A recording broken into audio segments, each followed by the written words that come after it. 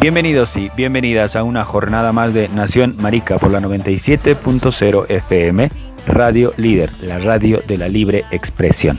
Tenemos que saludar a todos los chizos, a todos los mamitos, a todos los marulos, lenchas, tortilleras, marimachas, tracas, travestis, transexuales, a toda la población disidente sexual, por supuesto. Recomendarles, sugerirles que puedan seguirnos en nuestras redes sociales, Movimiento Maricas Bolivia, la agenda semanal de los programas de radio, su actualización y por supuesto compartimos mucha información en estas redes, en estas páginas acerca de homofobia, racismo, clasismo, feminismo, machismo, todos estos elementos que creemos nos mantienen en pie en esta lucha hoy en cuarentena, pero no dispuestas a callarnos. Así que empecemos. A nosotras se nos dice que es normal jugar al papá y a la mamá, seguir un modelo universal o copiarle un pituco homosexual. No es igual, querida, para nada es igual. Hace poco que Sandra y Celeste eran amigas y tu tía era solo masculina. Si cuando chica te gustaba la vecina y ya sabías de rebeldía. El coronavirus y la exacerbación de los estados-nación patriarcales. Ese es el nombre del programa del día de hoy. Y lo que queremos hacer con este programa es reflexionar un poquito en torno a la nación que se está pensando desde este gobierno de transición, entre comillas, que despliega todo su aparato represor, pero que también se sitúa desde una voz o desde un lugar fundamentalista, conservador, ¿no? De violencia, ¿no? Este desplegamiento de la violencia militar y policial, de persecución política, porque hay persecución política, de censura a los medios de comunicación, ¿no? Amenazas a la libertad de expresión en el país. No queremos lavarle la cara al movimiento al socialismo o al anterior gobierno. Sabemos que todo lo que acabo de señalar son los mismos errores, desaciertos, cinismo que ha cometido el anterior gobierno, pero nosotras nos mantenemos firmes diciendo que estos gobiernos de derecha, fundamentalistas y conservadores siempre son 10 veces peor de lo que estábamos. Así que ese es el programa del día de hoy. Nos acompaña en Nación Marica Ronald Céspedes. Ronald fue vocero del movimiento LGBT en la Asamblea Constituyente, es poeta, es ewa, sociólogo y especialista en geopolítica y políticas públicas. Actualmente es maestrante en Derechos Humanos en la Administración de Justicia en la Universidad Mayor de San Francisco Javier de Chuquisaca. Asimismo, es consejero ejecutivo de Gay Latino para Bolivia. Bueno, queremos darle la bienvenida. Ronald, bienvenido a Nación Marica. Un saludo cordial a Nación Marica y gracias por la invitación para este diálogo sobre un tema necesario, un tema actual y un tema pues que nos tiene que motivar a seguir reflexionando, dialogando y debatiendo. Con lo que queremos empezar, Ronald, es primero que nos hables un poco de tu región, ¿no? A la fecha, desde esta grabación, se dice que Sucre es una de las ciudades con poca cantidad de casos positivos para coronavirus. ¿Qué piensas de estos datos oficiales, entre comillas? ¿Realmente los datos son, o los casos, el número de casos son mínimos, o no se están haciendo las pruebas necesarias como sucedió en Oruro, como sucedió en Beni? ¿Y cuál es la cantidad mínima de casos que se dice a nivel Bolivia que tiene la ciudad del departamento de Sucre? El departamento autónomo de Chuquisaca tiene 6 casos positivos. 5 corresponden al municipio autónomo de Sucre y 1 corresponde al municipio autónomo de Culpina. En el caso de Sucre, respecto a esos 5 casos, 2 son importados y 3 son locales. En el caso de Culpina, ese único caso es importado. Y del global correspondiente al departamento autónomo de Chuquisaca, sobre sus 6 casos, tenemos un deceso que corresponde a Sucre. Esos datos oficiales deben de ser tomados con cautela y prudencia, porque a partir de la evidencia registrada en el Departamento Autónomo de Oruro y en el Departamento Autónomo de Beni, es que claramente en Chuquisaca existe un subregistro de casos positivos, lo cual a la larga va a representar un problema para el sistema departamental de salud. Esto trae a colación una demanda local que se ha venido planteando de manera reiterada a partir de las instituciones y organizaciones locales, de la necesidad de ampliar la realización de pruebas masivas en el departamento de Chuquisaca, con énfasis en el municipio autónomo de Sucre, al ser capital del departamento y capital del país. Además, lo que nos está permitiendo evidenciar los 3 casos locales correspondientes al municipio de Sucre es que estamos ingresando en una fase de transmisión comunitaria del coronavirus. Por esa razón es que ya el Comité de Operaciones de Emergencias Departamental de Chuquisaca, el Comité Técnico Departamental, el Colegio Médico, profesionales en salud, epidemiólogos y otros colegios de profesionales como el de Sociología, recomendamos la necesidad de que a partir del 11 de mayo, Chuquisaca mantenga una cuarentena en condiciones de riesgo alto, en concordancia con el Decreto Supremo 4229, porque no existen las condiciones en este momento para flexibilizar la cuarentena. Además que también se ha ido insistiendo al gobierno central para que se implemente un laboratorio de pruebas de coronavirus en Sucre, y hasta la fecha esto no ha pasado, lo cual ha generado molestia, claro está, en la población local, porque hasta ahora el mecanismo de análisis de casos sospechosos se realizan en otros departamentos, lo cual extiende aún más los días para una posible confirmación de los casos. Mientras tanto, se va generando el ahondamiento en el subregistro epidemiológico dentro del Departamento Autónomo de Chuquisaca y sus municipios. Entonces, a partir de esto que estamos viviendo en el Departamento Autónomo de Chuquisaca y los municipios que son parte de ella, es que tenemos que ser más cautelosos, pero a la vez también no relajar las medidas que se están implementando en términos de la cuarentena. Pero eso sí, no he sido partidario, ni puedo serlo, de expresar con cierta, ligereza el lema de quédate en tu casa, sabiendo de que hay una gran cantidad poblacional también en el Departamento Autónomo de Chuquisaca que vive en condiciones de pobreza. Y Chuquisaca es uno de los departamentos con mayor pobreza dentro de Bolivia. En ese contexto, entonces, hemos de tomar las medidas respectivas para que a través de un trabajo multidisciplinario podamos comprender de mejor manera la dinámica de la pandemia en lo local y diseñar estrategias adecuadas de prevención, atención y tratamiento en lo venidero de la pandemia en el Departamento Autónomo de Chuquisaca, para que así, en el momento que se quiera flexibilizar la medida, no tengamos casos que vayan subiendo de manera rápida, sino que podamos tener un plan claro para poder prever el escenario epidemiológico que podría suceder en el Departamento Autónomo de Chuquisaca. Pero eso sí, reitero, cualquier medida que se implemente en el Departamento Autónomo de Chuquisaca y sus municipios tiene que tener clara relación y vinculación con la necesidad de ampliar la realización de pruebas masivas en la población local y la implementación de un laboratorio para pruebas de coronavirus.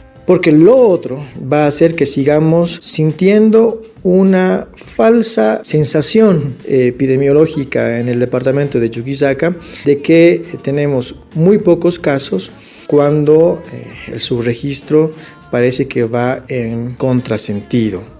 Ahora, Ronald, el coronavirus ha servido al gobierno para desplegar, decimos gobierno entre comillas, para desplegar una serie de medidas coercitivas contra sectores en resistencia. Más allá de sus colores políticos o no, esto se viene arrastrando desde noviembre del año pasado. Sectores como el Chapare, Yapacaní, Sencata, estos sectores en resistencia.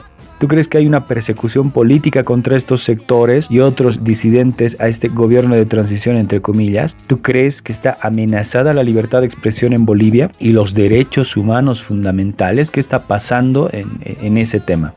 La pandemia del coronavirus sirve al gobierno de la presidenta Yanine Áñez para desplegar 4 medidas que identifico. La primera medida, coercitiva. En la medida de la restricción del derecho a la libertad de expresión de voces disidentes, opositoras al gobierno y la vulneración de las garantías constitucionales en la población boliviana en general.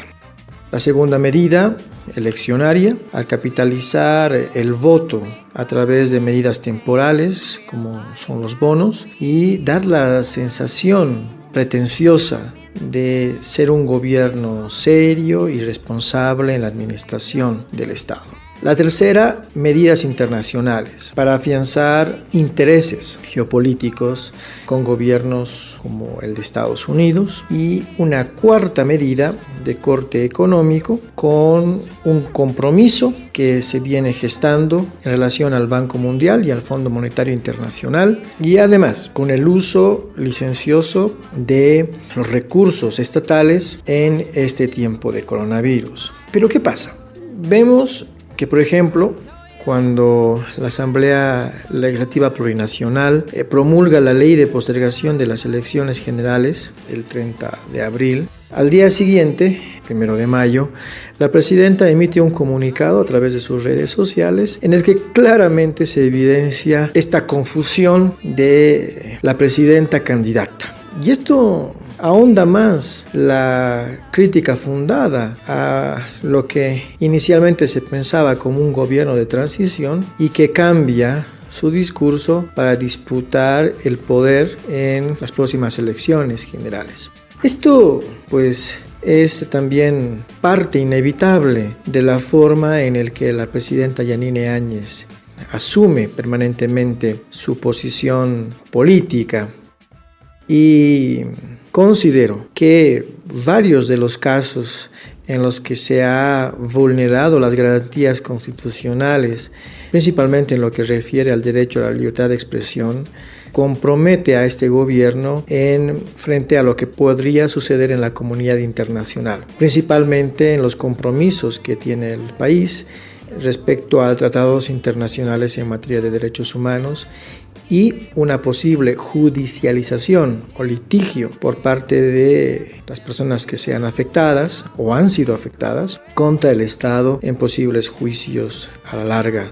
Y hablo de juicios internacionales. Esto que señalo, pues tiene también como último dato justamente lo que pasó recientemente con la Federación Departamental de Campesinos de La Paz, que el 4 de mayo, mediante un voto resolutivo, pues ha exigido la renuncia del ministro Murillo por abuso de autoridad y porque pues se está constituyendo en un ministro que persigue, que amenaza, que advierte, y no sé si esto hace más daño que bien a la ya bastante inestable gestión y bastante cuestionable gestión de la presidenta Yanine Áñez. Ahora, Ronald, otro elemento del asalto al poder, que es como nosotras llamamos a ese momento que vivió octubre y noviembre Bolivia, otros lo llamarán golpe de Estado y están en su derecho de hacerlo. Para otros habrá sido un proceso democrático, la recuperación de la democracia. Nosotras no nos los creemos eso,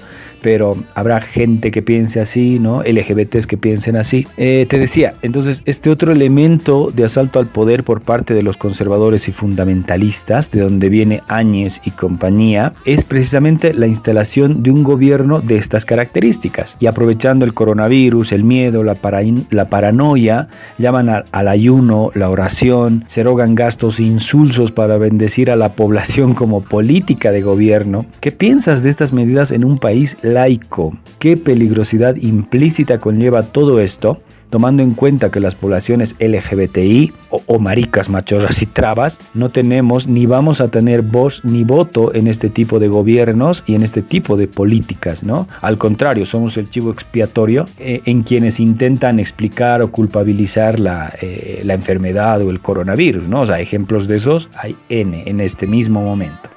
Para esta pregunta quiero volver a la Asamblea Constituyente. En uno de los discursos que da la por entonces asambleísta constituyente Yanine Áñez, señalaría su oposición a la implementación de un modelo plurinacional en Bolivia. Ella, al igual que su bancada, habían expresado criterio de la necesidad de mantener un modelo republicano. Ahora que ella asume funciones presidenciales, pues lo que se siente permanentemente es esa añoranza por parte suya y de ciertos sectores de la población boliviana de volver a la República y archivar el Estado plurinacional en el texto constitucional. Pero las circunstancias no son como ella quisiera, porque ni vivimos en una república, ni estamos en un momento en el cual se daría paso a una reforma constitucional, porque ciertamente una gran cantidad de la población de Bolivia saldríamos en defensa de ese texto. Lo cual me trae a colación la necesidad también de comprender que este no quiere ya ser un gobierno de transición. En el momento que la presidenta Yanine Áñez asume la posición de candidata, pues vulnera también todos aquellos anhelos o recomendaciones que se habían establecido en el momento que ella asume la presidencia para convocar a las próximas elecciones. Y asume además el papel de juez y parte a través de la designación de un representante presidencial dentro del órgano electoral plurinacional. Y además también asume la posición de juez y parte en la dinámica de la disputa del poder estatal, aprovechando para sí los recursos del Estado y la institucionalidad estatal. Claro que para la presidenta la familia heterosexual es fundamental. En eso ha de ser coherente con esta posición político-religiosa conservadora, reaccionaria, fundamentalista y neoliberal. Ella respalda a la familia heterosexual, asume una posición de defensa de la vida, sin embargo, no tiene reparos cuando tiene que marginar a otros sectores sociales como la población LGBTI. Este elemento de marginalidad va a repercutir en cualquier momento en una precarización de derechos. Y temo que el descalabro, el despropósito generado por ella y su entorno en ese discurso político religioso pretenda ampliar su gobierno, ya no de transición, sino elegido democráticamente para 5 años y otros más, e implementar un retorno a esa añoranza republicana con una única religión oficial a la que el Estado financia y con valores también republicanos en desmedro de otros sectores sociales, y archivando, como decía en algún momento, el Estado laico como una impostura, cuando la realidad histórica, social y cultural dice lo contrario en la evidencia de este país. Al parecer, la presidenta Yanine Áñez tiene una lectura sesgada sobre la realidad de Bolivia. Y el Estado plurinacional y laico está presente, es parte del texto constitucional y estamos convocados a defender esos principios. Ahora, Ronald, partiendo de lo que pasa en Bolivia y siempre mirando Latinoamérica, que es el trabajo donde te sitúas, ¿no? Desde la especialidad que tienes, ¿qué nación está pensando este gobierno de transición, entre comillas, bajo el paraguas católico, sobrevalorando la familia heterosexual y de ahí pensando en la patria, pero la patria como un cuerpo sano? Porque, claro, de repente se llama a la unidad de la familia nuclear, se recurre a la bendición de Dios y a proteger a la patria sana, pero siempre desde este ejercicio arbitrario de no mirar o de negar la plurinacionalidad que está reconocida constitucionalmente en Bolivia desde el 2009, después de la Asamblea Constituyente. Tuve la oportunidad de conocer a la presidenta Yanine Áñez en la Asamblea Constituyente. En ese momento ya había percibido en ella un discurso y una posición político-religiosa, conservadora, reaccionaria, fundamentalista y neoliberal. Tiempo después, en mayo de 2016, en el marco de la aprobación de la Ley de Identidad de Género para los derechos de personas transexuales y transgéneros, ella, siendo senadora, expresaría públicamente oposición a la norma, argumentando, entre otras cosas, que la Biblia enseña que el hombre es hombre y la mujer es mujer, y dado que ella es una mujer de fe, pues tenía que oponerse a la sanción de dicha norma. Para noviembre de 2019, las circunstancias del momento hacen que ella llegue a ser presidenta. ¿Y qué vemos en ese momento? Por un lado, una recién posesionada presidenta que se presenta públicamente en el balcón de Palacio Quemado con una Biblia en la mano, y días después, el 15 de noviembre de 2019, cuestionada ella por parte de un periodista de la BBC de Londres por ese hecho, señalaría que lo que había realizado era una manifestación de fe. Y no solamente eso, sino que el periodista además le interroga sobre el Estado laico. ¿Y ella qué hace? Pasa a decir que es una impostura del movimiento al socialismo y luego cambia de tema. Entonces, en la larga historia de la función pública de la presidenta Yanine Áñez, hemos visto permanentemente este ejercicio político religioso fundamentalista que vulnera permanentemente el Estado laico como principio constitucional. Y en este momento de pandemia del coronavirus, lo que hemos visto en ella es un uso abusivo y licencioso de recursos estatales para vulnerar una vez más el principio constitucional del Estado laico. Financia 2 vuelos en Santa Cruz en helicóptero para bendecir a ese municipio.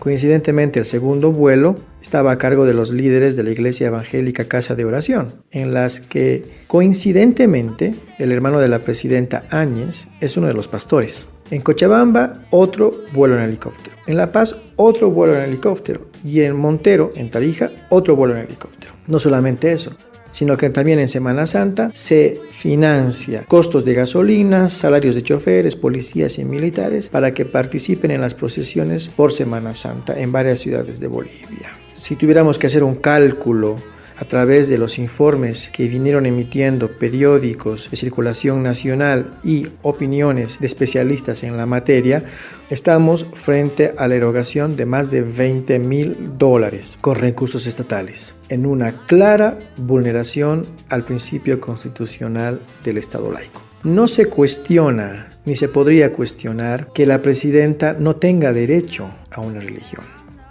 Ella, como todo ser humano, tiene derecho a tener una religión. De manera que este no es el tema de fondo. Tampoco es el tema de fondo argumentar que, dado que en Bolivia hay una mayoría cristiana, entonces la presidenta tiene que disponer de recursos estatales para privilegiar a una única religión dentro del Estado. Entendiendo además que en Bolivia existe una plurinacionalidad, diversas cosmovisiones, religiones, espiritualidades que hacen a la cotidianidad de la sociedad boliviana. Estos elementos permanentes por parte de la presidenta Yanine Áñez deben de ser denunciados. Y no solamente denunciados en este momento coyuntural, sino que también tienen que ser denunciados respecto a cualquier gobierno, pasado o futuro, sobre cómo se implementa y se cumple el principio constitucional del Estado laico. Dado que, en general, parece ser, los gobiernos, por lo menos de corte conservador y neoliberal, tienden permanentemente a violentar ese principio constitucional. Sin embargo, también la crítica hacia la izquierda latinoamericana y boliviana tampoco es menor, porque también hemos visto cómo desde la propia izquierda latinoamericana y boliviana se fueron traicionando los propios principios constitucionales para vulnerar también el principio laico, como cuando en su momento se trajo al Papa Francisco a Bolivia. Entonces, la crítica, la denuncia ha de ser con cualquier gobierno. Y si es cierto que en este momento vivimos en un momento coyuntural de pandemia, pues vemos también que la presidenta Yanine Áñez intenta capitalizar el voto de la población boliviana, aprovechando también ese discurso político-religioso en el cual pareciera ser que se constituye en una salvadora en este momento coyuntural. Y de hecho, como dato anecdótico, habría que ver que, por ejemplo, el 30 de abril, cuando la Asamblea Legislativa Plurinacional sanciona y promulga la ley de postergación de las elecciones generales, Al día siguiente, 1 de mayo, la presidenta Yanine Áñez emite un comunicado por sus redes sociales en los que claramente se puede evidenciar esta mezcla de la presidenta candidata que pues se quiere constituir en ese referente al cual se tiene que apoyar en una posible candidatura y voto boliviano en las elecciones generales. Pero ya vemos, estas son anécdotas que nos hacen ver claramente cómo en este gobierno y en la historia de los gobiernos desde 2009, en el que se implementa el principio constitucional de la independencia del Estado de la religión, han existido vulneraciones a los derechos humanos, principalmente respecto a la garantía de la libertad e independencia del Estado en cuanto a su neutralidad respecto a la diversidad de religiones y espiritualidades en Bolivia, y también a ese uso abusivo y licencioso de recursos estatales para privilegiar a una determinada religión. Espero al menos que la población LGBTI pues desarrolle una capacidad crítica, reflexiva y de análisis sobre lo que estamos viviendo en Bolivia, porque me sorprende encontrar voces dentro de la población LGBTI que desde una visión acrítica, sin una posibilidad de reflexión, aplauden cualquier desatino, cualquier discurso de la presidenta, sabiendo incluso que ella no está de acuerdo con sus derechos. Entonces, hemos de ser críticos, hemos de ser reflexivos con este momento y eso sí, reitero, denunciar el uso abusivo, licencioso que está desarrollando el gobierno político-religioso de la presidenta Yanine Áñez de cualquier gobierno pasado o venidero.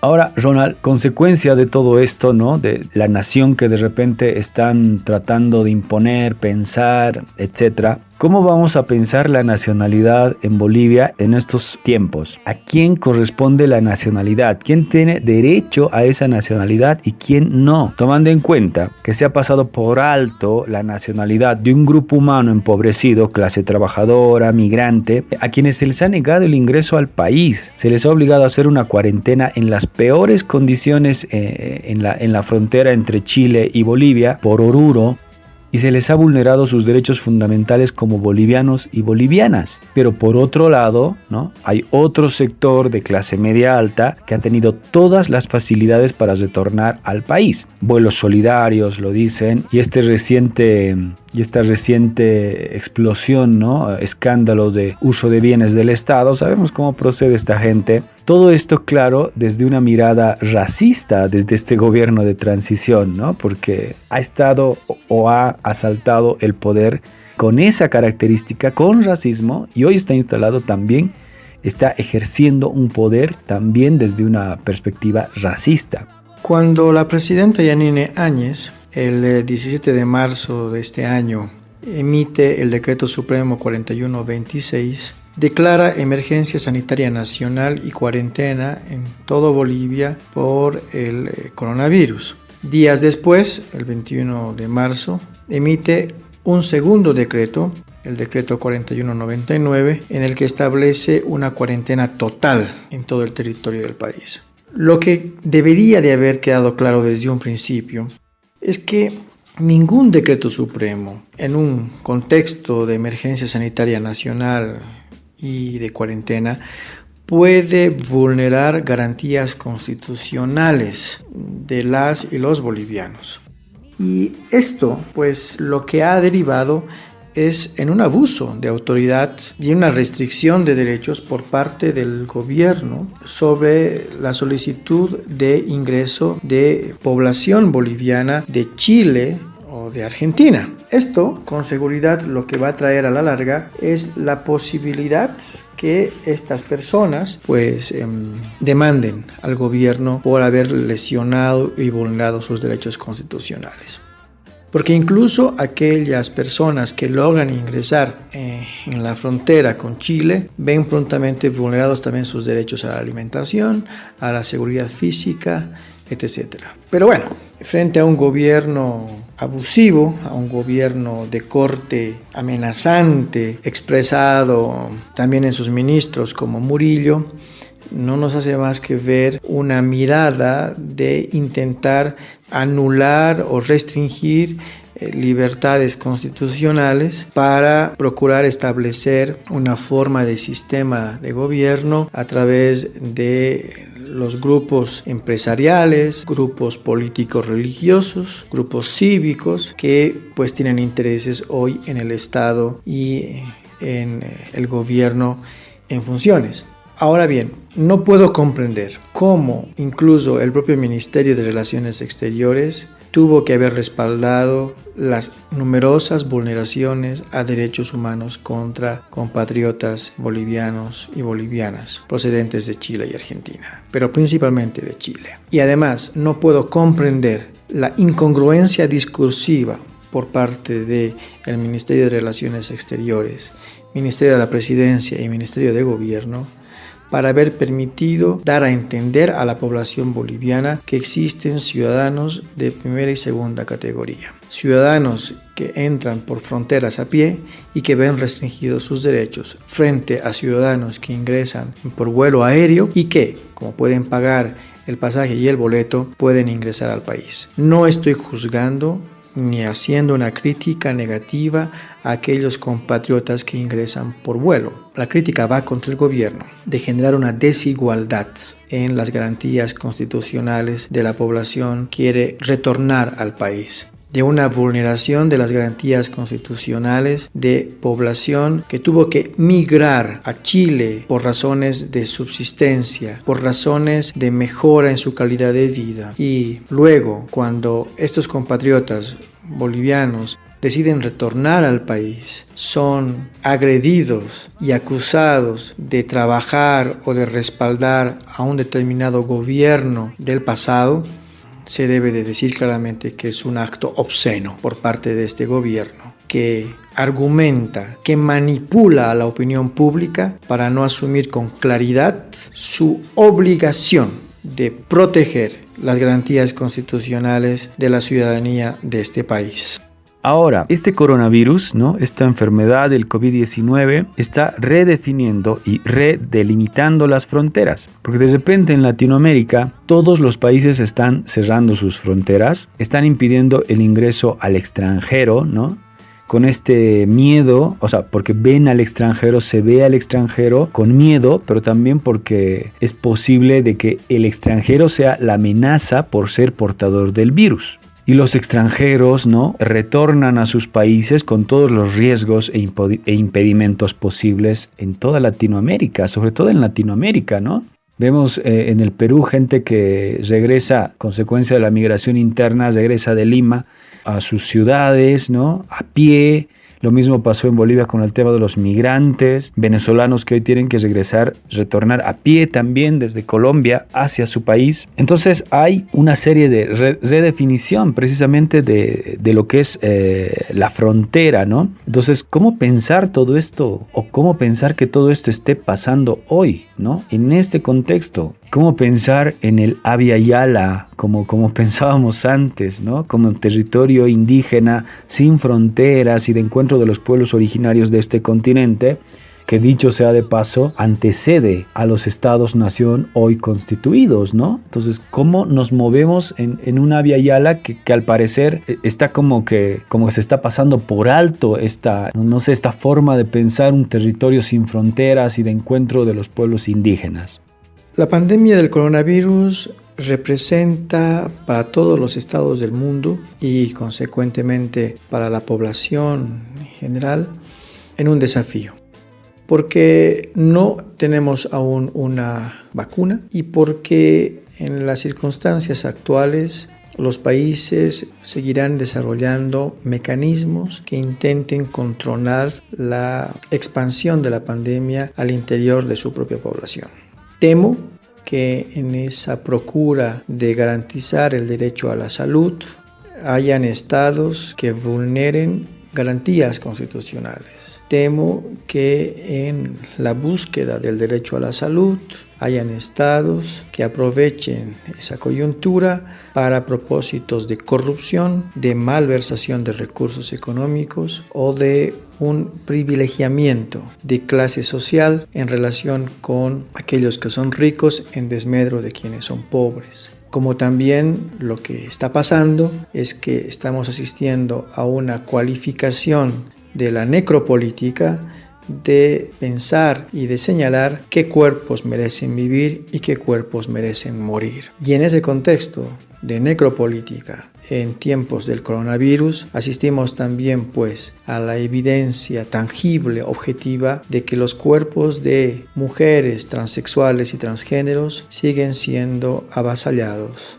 siguen siendo asesinados, siguen siendo silenciados. Vemos en este tiempo del coronavirus que siguen habiendo prácticas de crimen contra líderes sociales, campesinos e indígenas en varias partes de Latinoamérica. Asistimos a la evidencia de que en tiempos de cuarentena no es una limitante para que se sigan dando violaciones, agresiones sexuales, violencia intrafamiliar, en el cual las mujeres y los niños son los más afectados. No es también un despropósito quizás decir que en este momento en el cual el coronavirus se hace tangible en nuestra dinámica cotidiana y nos hace tomar recaudos, medidas de bioseguridad, también descuida el propio Estado y los estados en general sobre la necesidad de atender los derechos alimentarios y de vivienda de una gran cantidad de población en situación de precarización, marginalidad y pobreza. Todo un desafío. Y también para aquellos que estamos vinculados a las ramas de las ciencias sociales, del derecho, de la psicología, representa este tiempo también un desafío para poder ver y analizar cómo ayudar de mejor manera a nuestros pueblos, a nuestras sociedades. Y pues en ese contexto de definiciones, de restricciones de las fronteras, que no solamente son territoriales en cuanto a los límites de un estado, sino que también son delimitaciones de frontera respecto a la propia reclusión de las personas en sus domicilios para que éstas no salgan afuera. Veo también desde mi propia experiencia en el trabajo que vengo realizando en este tiempo que hay personas que le tienen más miedo al hambre conocida que al coronavirus que es aún desconocido. Ahora, en este contexto al que estamos obligados por salud, por miedo, por represión, ¿cómo vamos a enfrentar lo que queda del encierro físico, pero también del encierro simbólico por el coronavirus? Desde el trabajo voluntario que he venido desarrollando en este tiempo de cuarentena, principalmente con población LGBTI en situación de precarización, pobreza y marginalidad, y también con algunos barrios, lo que he podido percibir es que las formas de enfrentar la pandemia y lo que implica el encierro físico y simbólico por el coronavirus pues varían de acuerdo tanto a la condición de clase, a los recursos económicos o a los bienes que uno tenga para poder soportar lo que se está generando en torno al control de la pandemia en Bolivia. Algo que también quisiera puntualizar es que sí es cierto que esa gran cantidad poblacional de lo local del país tiene las mismas similitudes con las condiciones que se vienen dando en otros contextos de América Latina y el Caribe. En eso compartimos una historia común y las condiciones de pobreza, precariedad y marginalidad, pues con matices mayores o menores, se van replicando en todos los estados de América Latina y el Caribe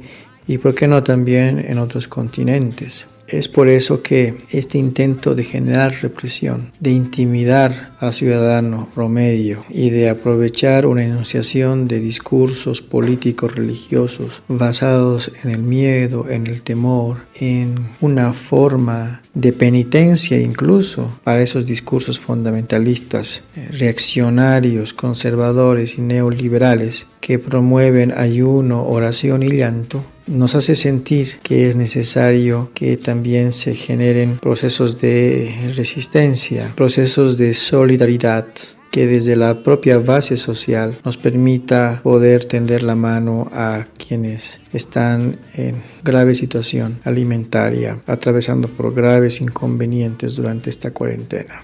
Y si hemos de enfrentar los desafíos que implica el encierro físico y simbólico por el coronavirus, hemos de hacerlos también en clave, reitero, de comprensión hacia aquel que nos rodea y también en la posibilidad de poder entablar dinámicas que no sean violentas ni agresivas en la protección de los derechos humanos. Son momentos complejos, claro está, y la ciudadanía, al igual que aquellos que están convocados al ejercicio de la función pública, profesionales, tomadores de decisión, administradores de justicia y otros más vinculados a toda la institucionalidad compleja del Estado, movimientos y organizaciones sociales, tenemos que buscar formas creativas, científicas, más que fundamentalistas, interculturales, multidisciplinarias, para poder avanzar en reactivar la dinámica social que se ha visto aletargada en este tiempo. Son momentos en los cuales hemos de también posibilitar que las políticas públicas que se puedan generar también desde los propios gobiernos municipales y los propios gobiernos departamentales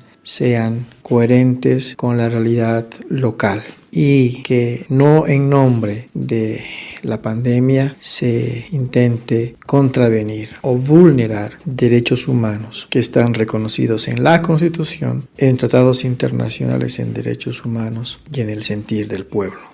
Y ya para ir finalizando, Ronald, ¿qué país nos espera después del coronavirus? ¿Qué país reconstruimos después del coronavirus? ¿Cuál es nuestra labor como maricas, machosas y trabas acá en Bolivia para no volver a la normalidad patriarcal, ¿no? Esa normalidad de la que venimos escapando y a la que hoy todos quieren volver, ¿no? O sea, también tenemos que replantearnos todo ello. Ronald. Señalaba en una conversación reciente con otros activistas de América Latina sobre los desafíos que conlleva la pandemia del coronavirus hacia la población LGBTI, que hay que comprender también la pandemia en términos geopolíticos. Y digo esto porque lo que ha concretado la expansión del coronavirus y su calificación como pandemia es que vivimos en un mundo globalizado. Esto queda como evidencia tácita.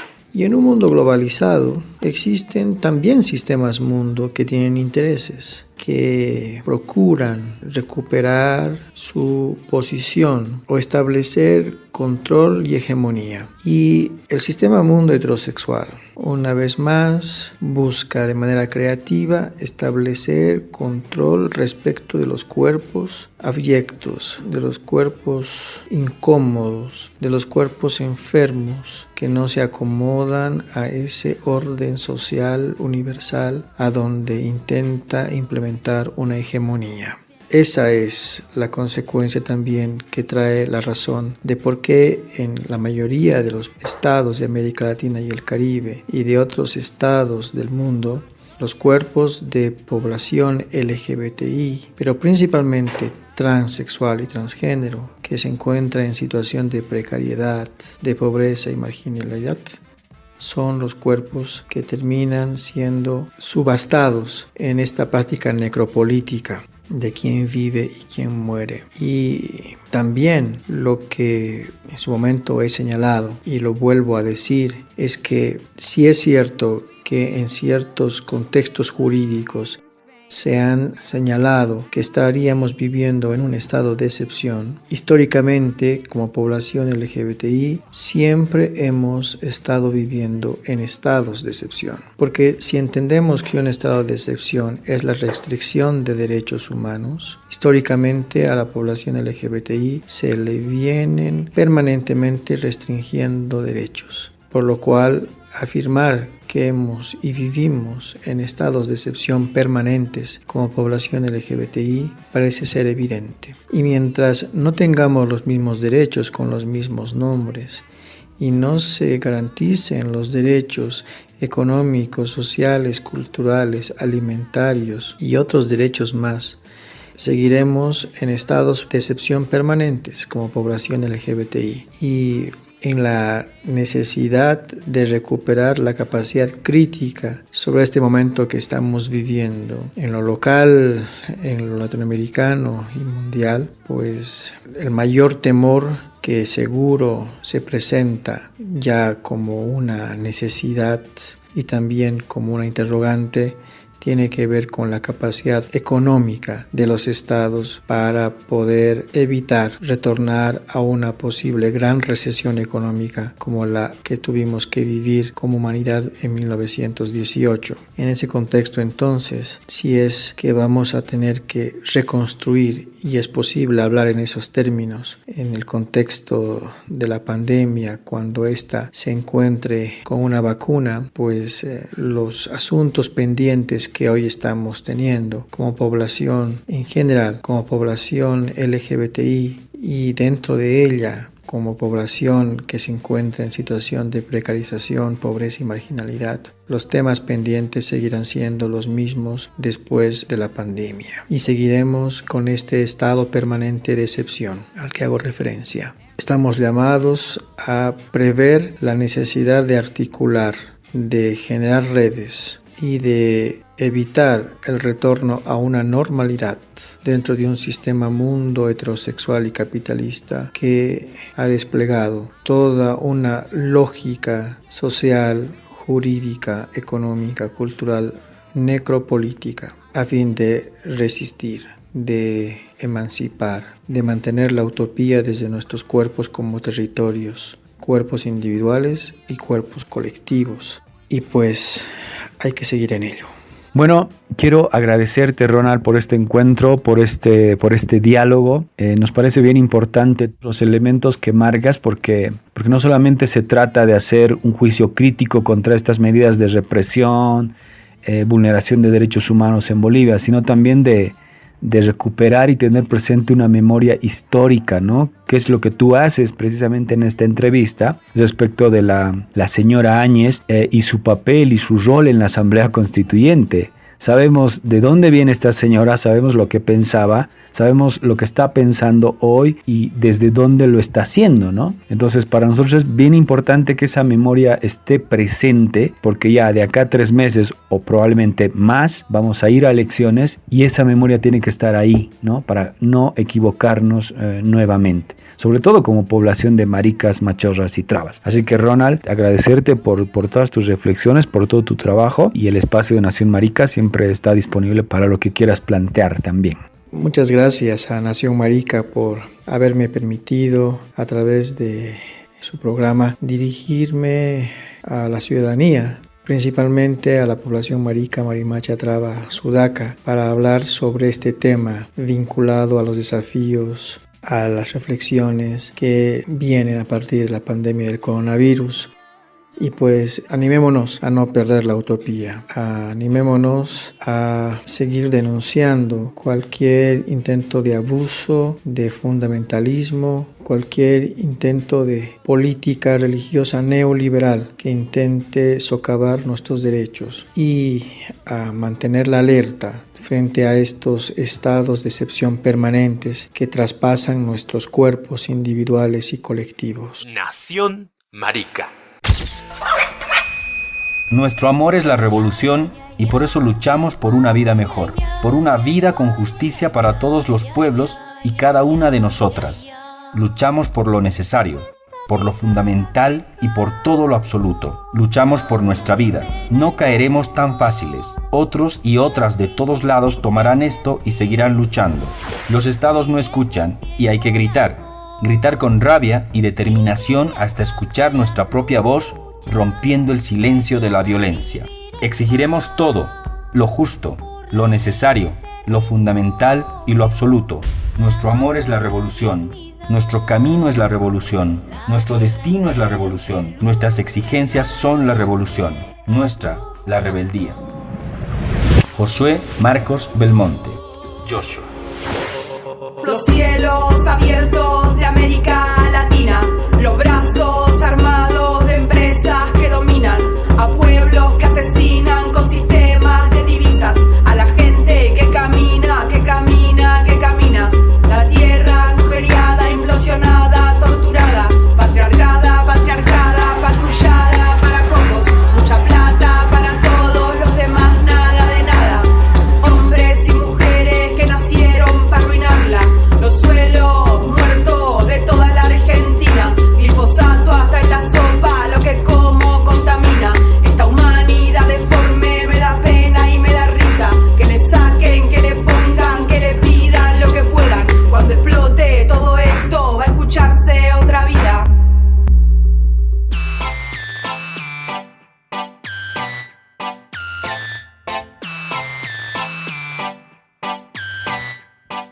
Hemos llegado a la conclusión de un programa más de Nación Marica, un programa por demás interesante porque creo que como maricas, machorras y trabas tenemos que redefinir, repensar y replantearnos cómo es que vamos a volver a la normalidad, entre comillas, nosotras que venimos escapando de lo que es lo normal, cómo vamos a pensar, cómo vamos a hacer, cómo vamos a reconstruir un país, ¿no?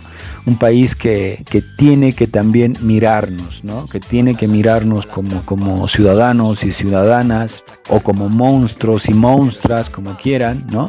Donde vivimos y donde tenemos que estar. Así que les invitamos nuevamente a nuestras redes sociales, Movimiento Maricas Bolivia, y nos vemos la siguiente vez. Que hay al otro lado, casi siempre es distinto a lo que imaginamos. Nos deseo